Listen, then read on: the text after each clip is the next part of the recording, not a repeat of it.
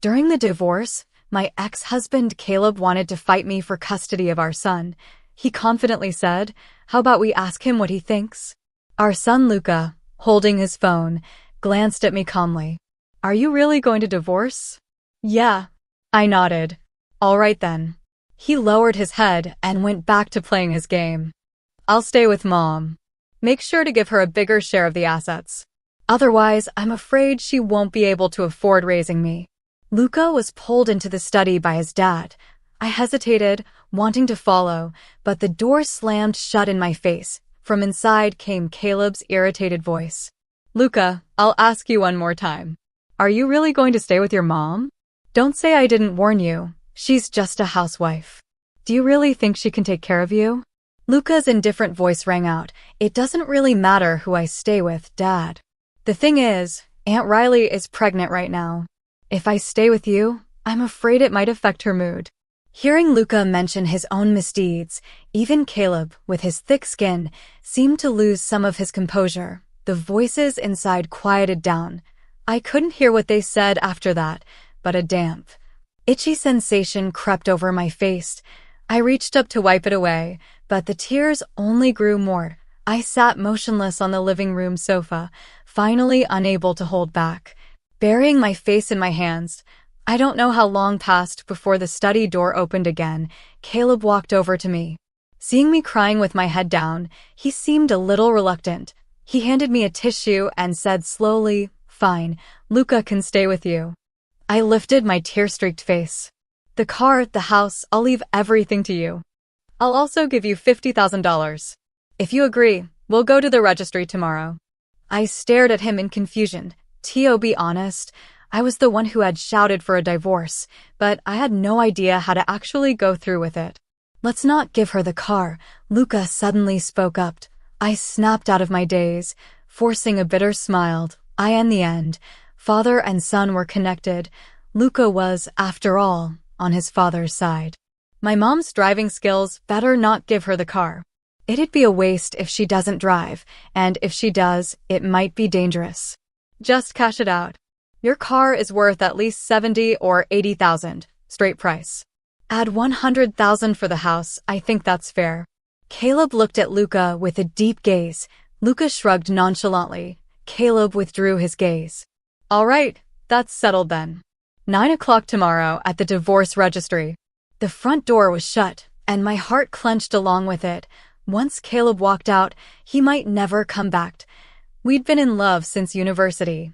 The love of youth, sincere and pure. I had thought we'd grow old together, but somehow, here we were.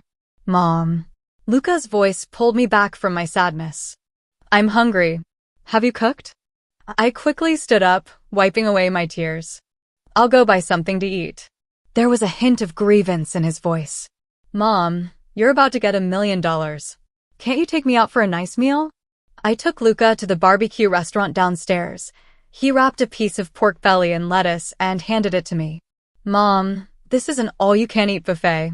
The more you eat, the more you'll get your money's worth." "Oh!" I took it and stuffed it into my mouth, only to find it tasteless, barely able to swallow. I thought about all those online discussions about how parents' divorces leave psychological scars on children. I hesitated before speaking. "Luca, even though your dad and I are getting a divorce, he is still your father. I can hate him, but you shouldn't hate him." "I don't hate him." He flipped over the chicken wings. "Don't hate him either. It's tiring to hate someone." He sat across from me, and amidst the rising smoke, I could barely make out his face. I was sitting on the edge of the bed, lost in thought, when Luca came and knocked on my door. "Mom, it's time. Let's go." I snapped awake. Why did I feel like he was more eager about our divorce than his dad? I opened the door and looked at him suspiciously. "Why aren't you at school yet?" He gave me a complicated look. "Mom, today is July 1st. Summer vacation started." In the past month, I had been in a daze, and I had even forgotten about his break. I felt guilty and adjusted his collar. "Sorry, Luca." He tilted his head and smiled. "If you really feel bad, how about taking me on a trip? We could go to the beach, do some diving, and eat seafood." He flashed a peace sign. "All right." I couldn't help but laugh. The dark clouds in my heart seemed to have cleared up a little. Riley came with Caleb. They hadn't even divorced yet, and she was already eager to move in. Luca took the initiative to greet her. Hey, Aunt Riley, you're out in this heat? Be careful, you might just roast my little brother. Riley shot him a glare, twisting her body to look at Caleb for support. Luca quickly clarified, Dad, I didn't mean anything bad. I'm just genuinely concerned in this 40-degree heat. Caleb, with a stern face, turned to Riley and said, You stay in the car. Don't follow us inside. We submitted the divorce application and waited for the court's confirmation notice. Caleb drove over and called out to us. Let me give you a ride back.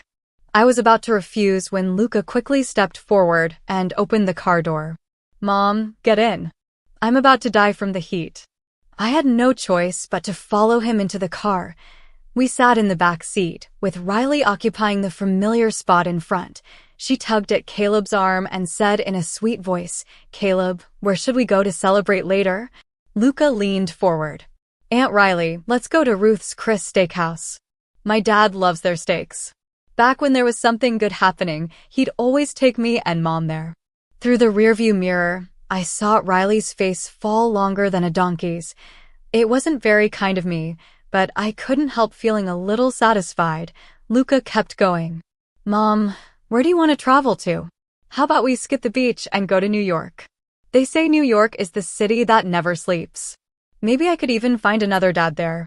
Caleb's face darkened a little. You planning to travel? He glanced at me through the rearview mirror. Yeah. I didn't want to talk to him, so I turned my head to look out the window. It'd be nice to get away, he said to himself. But New York isn't that interesting. We should go to Hawaii instead. I have a friend who owns a hotel there. Luca leaned forward again. All right, Dad. Can you set that up? With our resemblance, your friend will recognize us right away, won't they? Caleb smiled and reached over to ruffle Luca's hair. You're my son, of course there's no problem. The father and son were so close, completely oblivious to Riley's face, which was as dark as a pot's bottom. Luca and I ended up going to Hawaii. As he put it, if there's a bargain and you don't take it, you're a fool. He was so excited and made a thorough plan with 3 full pages of activities. I didn't want to be a buzzkill of a mom, so I forced myself to go along with it at the age of 13 or 14. Boys are full of energy during the day. I went skydiving, surfing, and diving with him, and at night, I still had to accompany him to the night markets to catch little crabs. By the end of the day, my bones felt like they were going to fall apart. As soon as I hit the bed, I passed out, not even able to feel sad about the divorce anymore. When we got back from Hawaii, I had planned to take a good rest, but Luca had something to say about my cooking. Mom, the dishes you make aren't bad, but they're kind of lacking in variety. I shot him a side-eye. After all these years of eating my cooking, now you're complaining. He scratched his head and chuckled. It's not that I'm complaining, it's just getting a little boring. If you could change it up a bit, I'll definitely eat my way to being 1.88 meters tall. Go away. I slapped his face lightly and smiled. After these days, I figured it out. This kid keeps finding ways to keep me busy, so I don't have time to feel sad, while I may not have had the best judgment in picking my husband. The kid I had turned out to be a treasure. What's there to be sad about? I decided to look for a job. Although Caleb promised to give me $1 million and assured me the child support would come in on time each month, $1 million doesn't go very far when you actually start using it. Just Luca's tutoring fees alone cost nearly $200,000 a year, not to mention the daily expenses. If I didn't work, the money would be gone in no time, having been a housewife for over 10 years. I had almost no work experience left. I thought maybe I could start with an easy job to get my feet wet, then switch to something better once I gained some experience. I told Luca about my plan. After all, if I started working, I might not have as much time to take care of him. He thought for a moment and said, I'll support you if you want to work, but finding a job is just like finding a partner. You have to make sure it's the right choice before acting. When he said this like a little adult, I couldn't help but laugh out loud. I teased him, have you ever had a partner? How would you know it's the same? He responded with conviction, "Just think about it. If you just settle for any job at first, but later find something better, will you quit or just stick with it?" I thought about it for a moment, and he did have a point. If I settled for a job just to get by, and then found a better one later, asking for time off for interviews would be pretty troublesome. Luca, seeing my hesitation, gently continued, "Finding a job doesn't need to be rushed, but there's something else that's pretty urgent." "What's that?" I asked him. "Stop my tutoring classes." "No way." I flatly refused. "Mom." He let out a dramatic groan. "For subjects a day. I'm your son, not a learning robot." After some friendly discussions, we decided to cancel the other tutoring classes and keep only math and physics for now. If there's progress, we'll consider canceling more later. "Mom, you're the best." Luca cheered as he ran around me twice and even took the initiative to do a set of math problems. Our life slowly started to get back on track. One day, I was browsing and placing an order through a link sent by my best friend Becky. Luca came over to watch and suddenly asked me, "Can Aunt Becky make money doing this?" "Yeah, I guess." I replied casually as I was making the payment. He grabbed my hand, his big eyes shining brightly as he looked at me. "Mom, I think you'd be really good at this." I was a little moved. Becky always had a good eye for business, and a few years ago, she made a huge success in e-commerce. This time, she was venturing into a newly launched group buying platform, although there weren't many users yet. The shopping method was convenient, and the distribution channels were flexible. IT had great potential for growth. Most importantly, it had a one-click selling feature, so I didn't have to worry about sourcing products. It was perfect for someone like me, a newbie. "Okay, I'll go ask Aunt Becky for some advice." If there's anything I gained from my years as a housewife, it was shopping skills. I'm a bit picky and always care about both the price and the quality. I often compare products and take the time to make choices. That's why my friends always turn to me when they need recommendations. A.S. Luca said, "This platform is actually perfect for me. With Becky's help, my shop was up and running in no time. I'm very strict about the quality of the products I sell. I make sure to try them out myself first before selling them to S.O. Even though the profit wasn't much, I quickly built up a loyal customer base. Before I knew it, nearly a month had passed. Suddenly, Caleb came knocking on my door. He said he wanted to withdraw the divorce application. I was stunned for a long time. Although I was the one who initiated the divorce, he probably had been thinking about this for a while. Otherwise, why would he constantly criticize and complain about me? Moreover, Riley's belly was getting bigger by the day, so I'm sure the pressure was mounting. His sudden visit caught me off guard. "Why?" I asked. Caleb's gaze shifted uncomfortably. After a long pause, he slowly said, I just can't bear to leave our family." My mind wandered. In the early years of Caleb's startup, he was often away on business trips. Every time he left, he would hug me and kiss Luca's little face. "Sweetheart, I'll miss you both. Once I'm done with things over there, I'll come back right away." When did he stop wanting to come home? Perhaps seeing my expression soften, he sat down beside me and took my hand. "Sweetheart, can we stop fighting? Can you really bear to let Luca grow up without a father?" I pulled my fingers out of his hand, my gaze laced with a hint of sarcasm. "Caleb, you're the one who messed up, and you're the one who doesn't want to pay the price. There's no such thing in this world, is there?" Something felt off, and I decided to ask a friend to check on Caleb's current situation. I was shocked by what I found. Caleb runs a trading company, in simple terms. He makes a profit by taking advantage of supply chain channels to buy and sell products at a markup. About half a month ago, a batch of goods that Riley was in charge of purchasing was found to be counterfeit. The supplier upstream ran off, and the customers downstream refused to accept the goods and demanded compensation for the losses. Apparently, Caleb had to use up all his savings to plug the hole. Now, not only could he not come up with $1 million, but it's likely he'd struggle to even pull out 10,000. It seems that his coming to me for reconciliation wasn't just to avoid paying the $1 million. In fact, he might have his eye on the house. We live in a school district property, which, at the current market price, is worth at least 5 to 6 million. When we signed the divorce agreement, I don't know what Luca said to him. Perhaps he still had a tiny bit of remorse for us, or maybe back then his business was booming and he didn't care about the money. The divorce agreement was signed quickly, but now that he's fallen on hard times, these assets have become his lifeline. He just wants to keep them in his hands. However, the trouble caused by his current wife seems to have led him to try and take advantage of his ex-wife. That's not going to be easy. After the court's notification, I should have gone to apply for the divorce certificate, but I couldn't get in touch with Caleb, and I'm sure he's purposely dragging things out to prevent the process from moving forward. I was already getting frustrated when suddenly I received a package. Inside was a USB drive containing evidence of Caleb's affair. There were videos of him and Riley hugging and going to hotels, explicit screenshots of their conversations, and even many transaction records. I took a picture and sent it to Caleb. If the divorce by agreement doesn't work, I can always proceed with litigation. After a while, Caleb called. Monica, are you really this heartless? We've been together for more than 10 years. Can't we just let it go?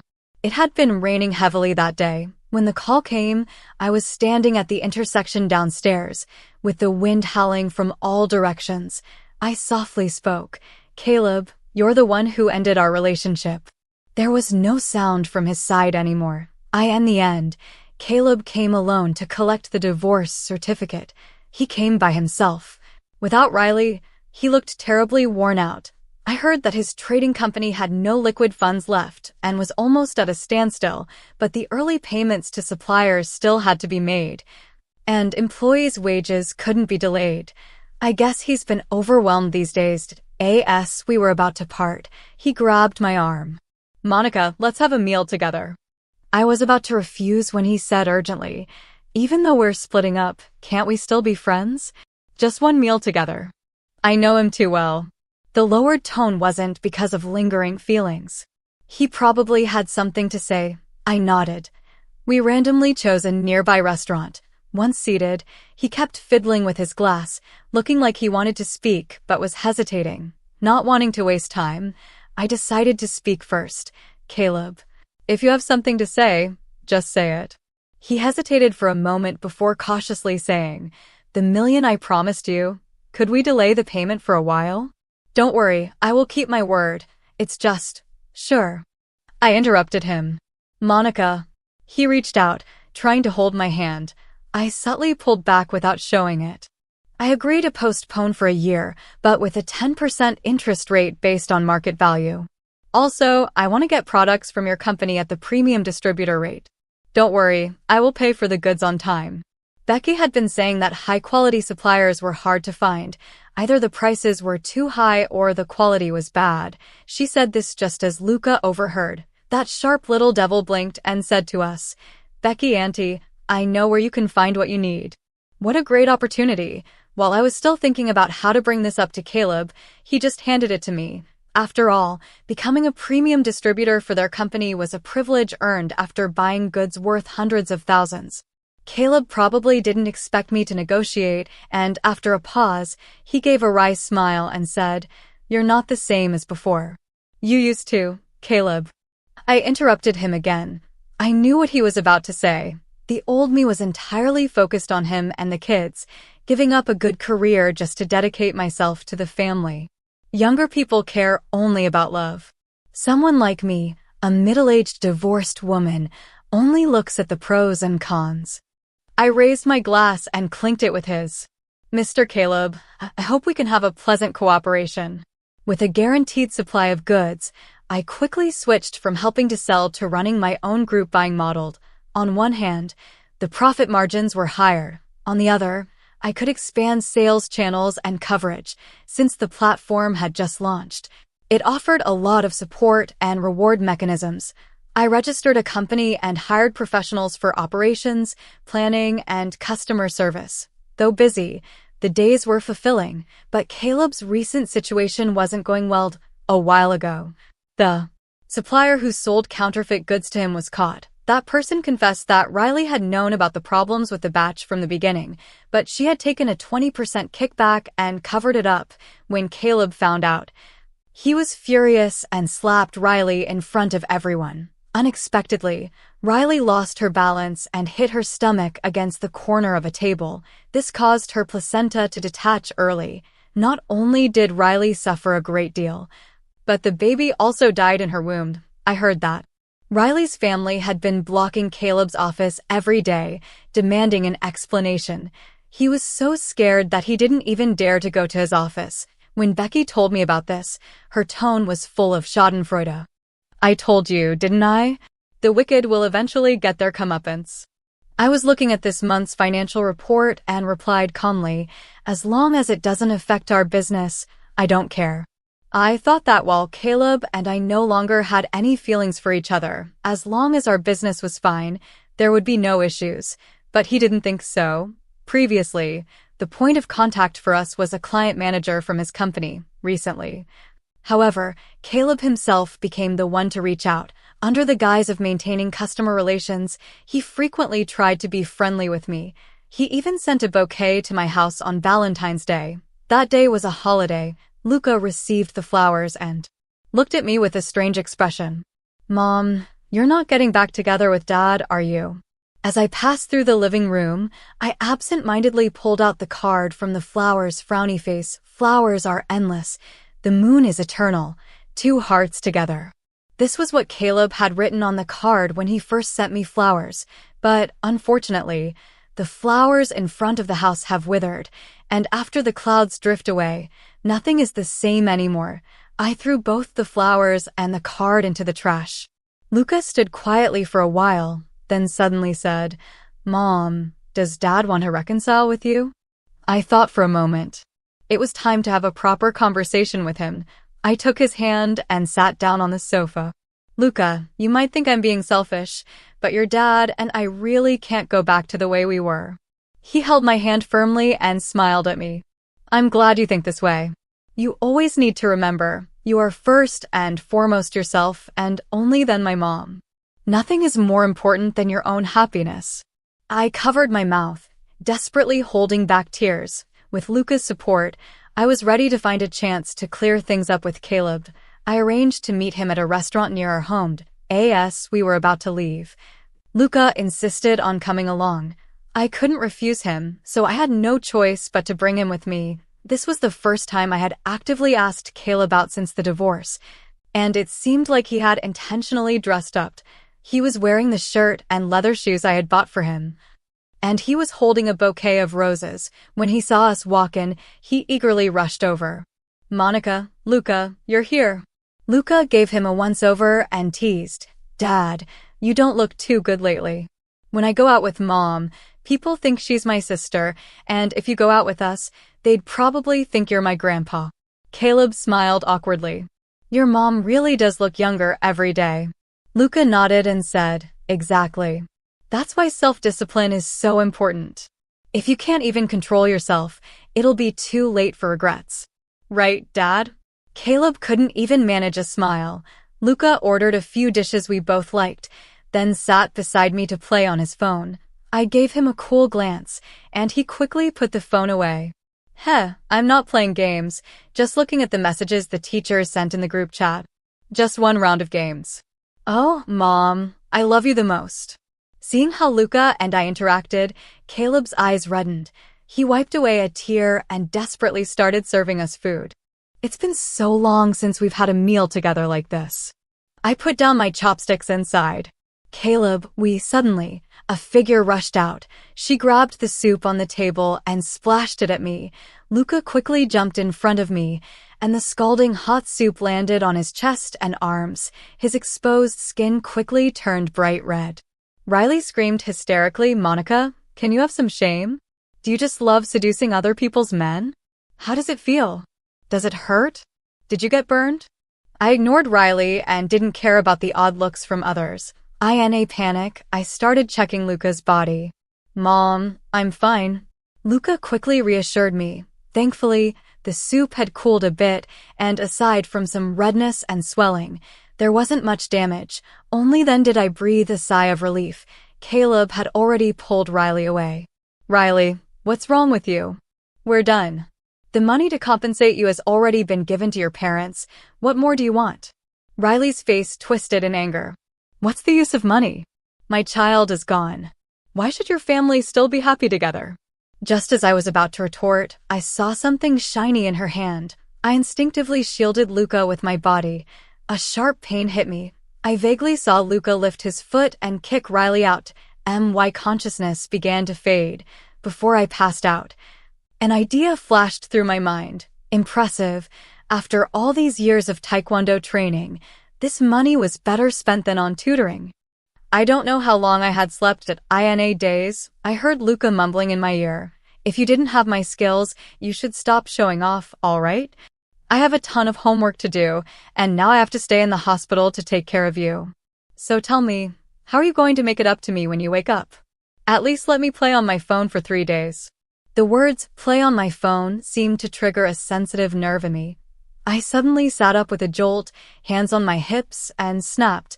Luca, you dare try? You've got guts now. He stood in front of me, grinning like a sly little fox. A nurse walked in with a tray. Awake? Bed 24. You need to be careful not to overdo it with dieting in the future. Your blood sugar is dangerously low. Huh? What dieting? What low blood sugar? I avoided Luca's gaze, feeling guilty. He looked at me with a half smile. If it weren't for your low blood sugar, do you think she could have knocked you out with a dull fork? I tried to hold on to the last bit of my dignity and retorted, I was just angry. You wouldn't understand. After this incident, I couldn't bear to have any further involvement with Caleb. The 1-year deadline was just around the corner. I had my lawyer send him a demand letter. I wasn't worried he wouldn't pay up. I still had over $1 million in unpaid goods. The money came in quickly. I also had my colleagues draft a formal notice of non-renewal of our contract, and we checked the accounts and inventory. Thanks to a good reputation, excellent service, and capitalizing on the platform's early success, my business was thriving. Many suppliers and even manufacturers directly contacted me wanting to provide goods. Even without Caleb's source, it had no impact on me at all. In fact, if he lost me as a major client, his situation might be even worse. He called me countless times. I was fed up, so I blocked him. He showed up at my door, but I had already taken Luca on a trip to New York for the last few days of the holiday. Just as we were about to board the plane, I got a call from Riley. Before she could start yelling, I spoke first. Riley, we were never in competition with each other. Think carefully, who really got you into the mess you're in now? There was a long silence on the other end of the line. Then, I heard the sound of the call being hung up. Their story may go on for a long time, but what does that have to do with me? I just hope they grow old together, forever locked away. With the new school semester starting, I went to attend Luca's parent-teacher conference. The teacher reported on the final rankings from the last semester. His grades were generally mediocre, always hovering around the 300th or 400th place out of 1,000 students, but this time, I was completely taken by surprise. He had actually made it into the top 200 in the grade and secured 3rd place in his class. The homeroom teacher said to me, "This child has good potential. If he puts in a bit more effort, getting into a top high school shouldn't be too difficult." I was so excited that I grabbed the teacher's hand and repeatedly thanked him. As I left the school, I still felt a little lightheaded. Luca gave me a look of disdain.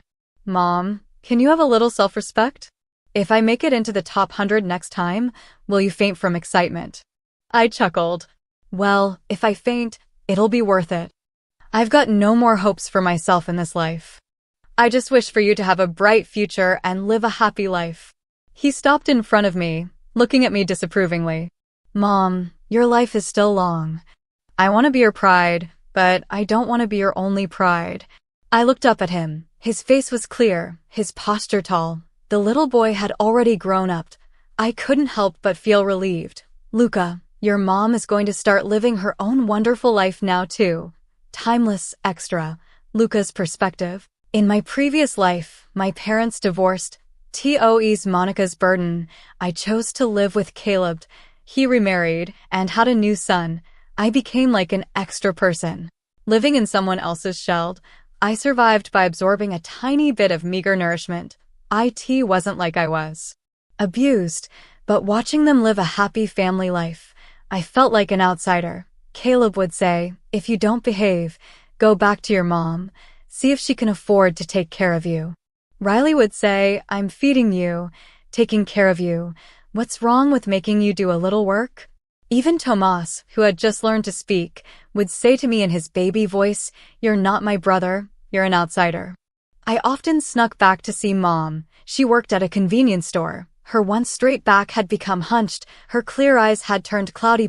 One time, I saw her calling my name to a stray cat downstairs. "Luca, you haven't been here for so long. Mom misses you."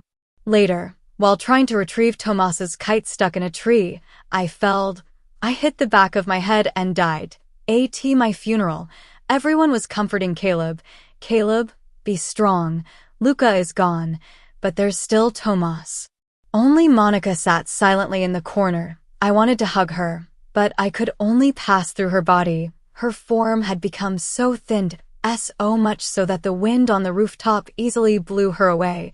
She gently said, "Luca, don't be afraid. Mom's coming to be with you."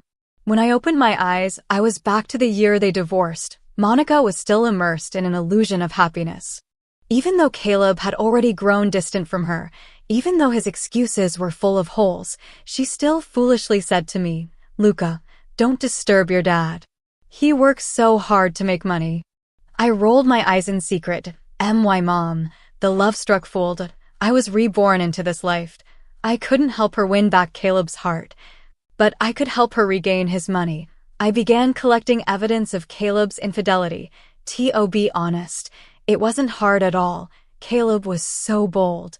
He hadn't deleted a single one of the filthy chat logs in his phone. I found an excuse to use his phone to look up information and casually gathered several gigabytes of evidence. It was the day to decide my custody. I saw Monica's tear-streaked face. Mom was just a housewife, without any financial security. Her family ties were like a pile of scattered sand. No need for wind. Just a few steps and it would fall apart. But I just glanced at Caleb, then said firmly, "I'll stay with my mom. Give her more of the assets, or I'm afraid she won't be able to afford to raise me." In the study, Caleb still tried to threaten me. "Your mom said, as long as you stay with her, she'll leave everything behind." I sighed, then opened the small video I had downloaded from his chat app with Riley. "Dad, you guys are about to have your own child, so just stop fighting with my mom. She only has me." To be honest, I wasn't without hatred for Caleb, but love is stronger. It's enough to support me, so I don't get stuck in hate and petty struggles. I could look ahead and welcome new life. Monica is actually a very capable woman. She was just blinded by family and love. I and my previous life. Aunt Becky had invited her to start a business with her several times, but she was always immersed in the pain of divorce and losing her child, so she never agreed. This time, I only mentioned it lightly and she eagerly agreed, and she was more successful than I had imagined. She became more and more bright and confident. I prefer the current version of Mom over the old one. She is not just a wife and mother. She's an independent woman now. She's truly doing great.